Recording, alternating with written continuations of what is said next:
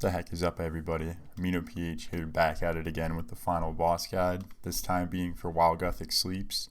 Today we're going to be facing two boss fights, and we have the Balance Elemental up first, and then after you touch the orb is when you go into the Tormented Demons fight. Not too crazy at all. My biggest piece of advice is do not get overwhelmed on the final phase of the Balance Elemental once he starts attacking faster and puts up double protection prayers. Here's my inventory setup. You don't need anything crazy like the Bofa full crystal like some of these sweats are trying to say. And you can honestly sub out the Anguish and the Armadillo crossbow for a rune crossbow, Amulet of Fury. You can even bring a blowpipe if you'd like, heal up with that special attack.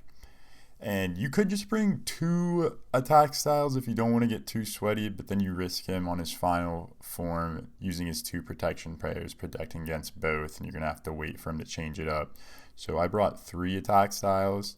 I just brought a Fang switch. Looking back on this, I don't know why I didn't bring a offensive amulet, but it's fine. I have a Fang switch for the melee, Aram's, Occult, God Cape, and the Trident staff for my mage. And then my buddy gave me a good piece of advice. You don't have to follow this, but I just brought Ruby Bolt Ease or Dragon Ruby Bolt Ease to do some more damage. But you could even start with just the Diamond Bolt Ease, or even just bring one set or the other. I like the Diamond Bolt Ease to lower his defense. And then just bring some good combo eating food, anglerfish up before you go in as well. You should be good with 4 super restores. I believe I had maybe 1 or 2 left over at the end of this fight. Then you are going to need your Sapphire Lantern to ride the light creature into the chasm. Quick access to Tears of Guthix. I brought a Games Necklace to teleport here. You will need to bring your Teleorb, which you obtain from midway of the quest.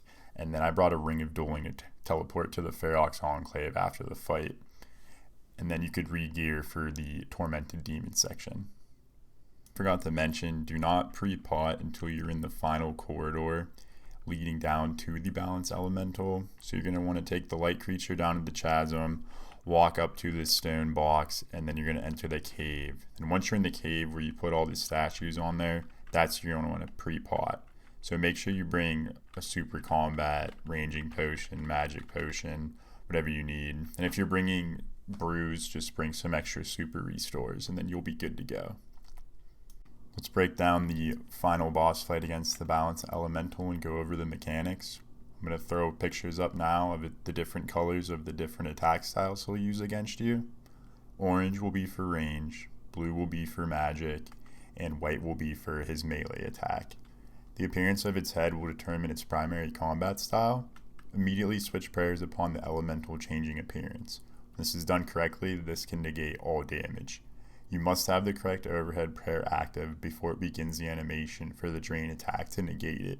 You have 1 to 2 ticks after the element changes to react. After reaching a certain amount of hit points remaining, it will begin to speed up its attacks and use protection prayers. So at 750 health, 6 tick attack speed of just standard attacks. Once you get them to 550 health, the attack speed switches to 5 ticks. Standard attacks plus 1 protection prayer. And then once you get him to 150 health, his attack speed is now 2 ticks. Standard attacks plus 2 protection prayers. Easier said than done, but like I said, you should be careful not to get overwhelmed by the fast attack speed and focus on keeping prayer up.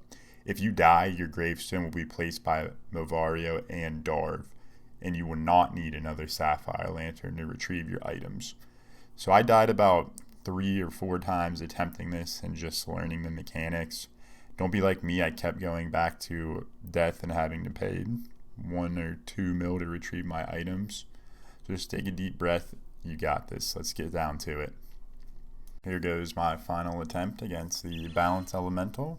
We see he's fiery, protect from range, dump your best draining offensive attacks that you can, defense lowering attacks, Dragon Warhammer, Dragon Diamond Bolt Ease. He's on magic now. Here comes his stat draining attack followed by 3 magics. Always focus on protecting against him and the color of his head is my best advice. There's his 3rd magic. He's going to switch color. We see he's ranged now because he's fiery. Protect against range. Keep using your best offensive attack you can since he doesn't have protection prayers yet. There's his third attack. He's going to switch again here. He starts walking towards us. White is melee. I didn't get my protection prayer off at times, so I got drained.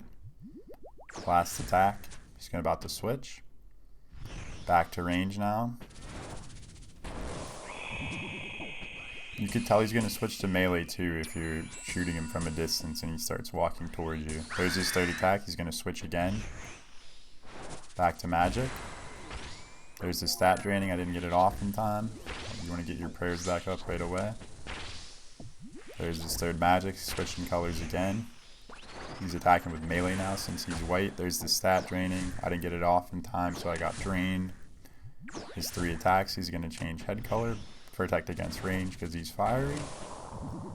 Here comes his three range attacks after his stat draining. Now focus on his head. Back to magic. Protect against magic. I got it off in time. Good. I can keep attacking with melee. After his third attack, he's going to switch colors again. Back to protect against range. There's the stat draining, followed by 3 of whatever his style his head color is. He's about to change again. Back to magic. Attack against his protection prayers against you. Back to range. Here's his stat draining, followed by 3 range attacks.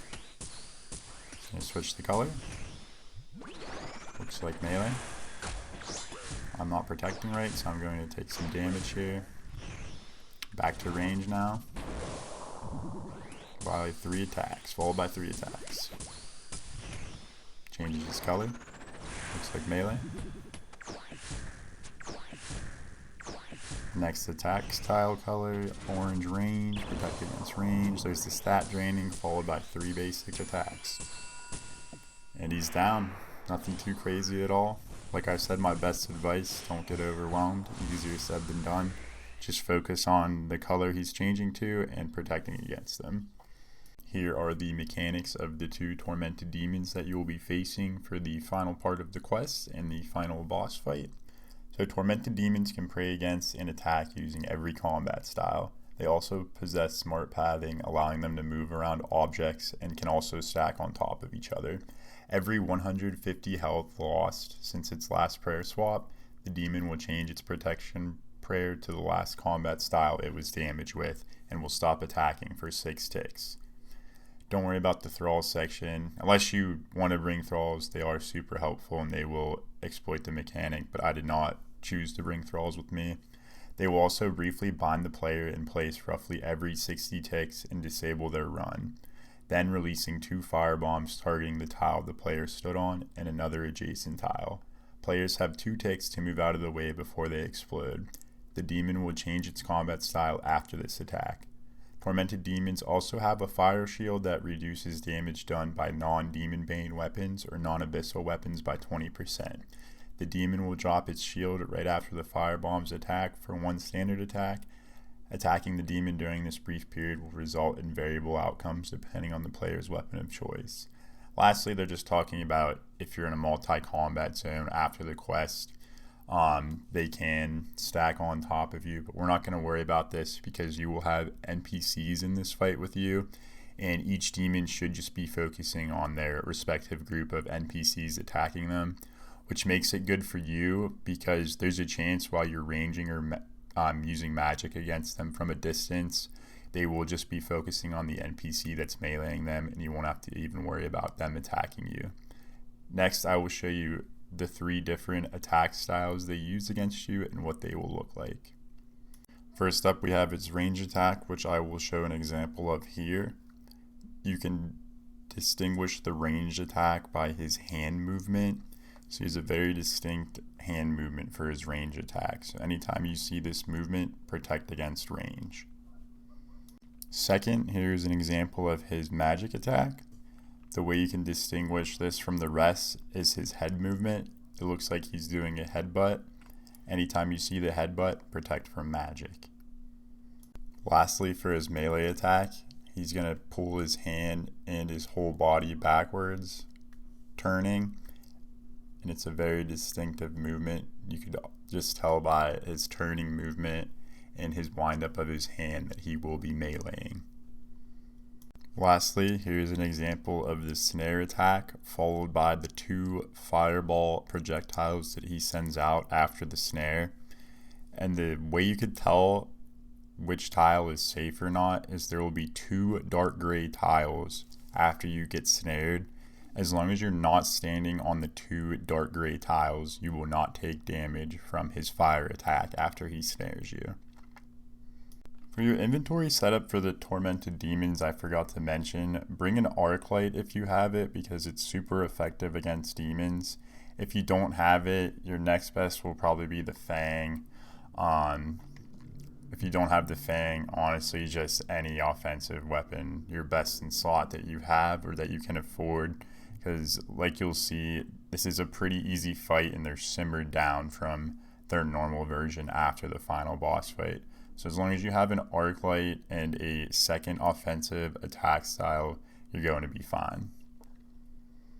Let's put it all together for our final Tormented Demons boss fight.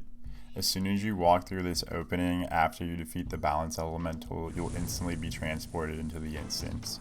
Now as we see here, we have the NPCs attacking them, but he is coming towards us. Oh nope, NPCs are back on him, so this is where we could safely attack him from a distance.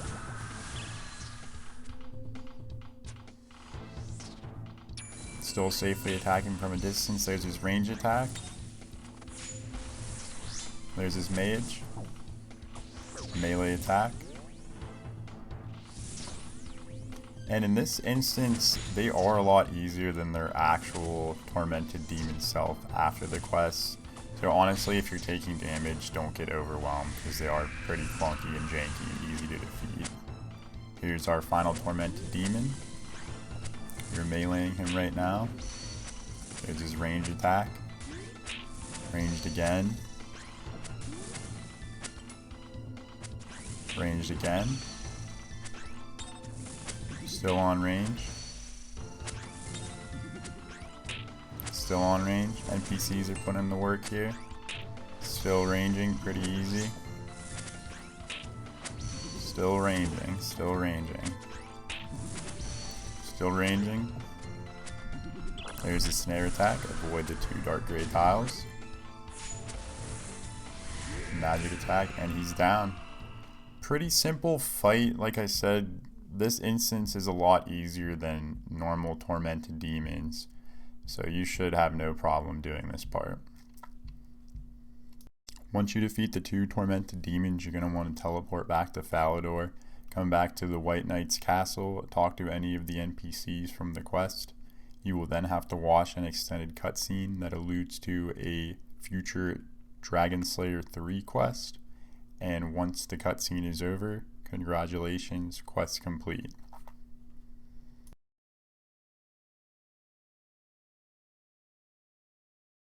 Congratulations, you guys have completed While Guthix Sleeps. If you made it this far, I would greatly appreciate a like.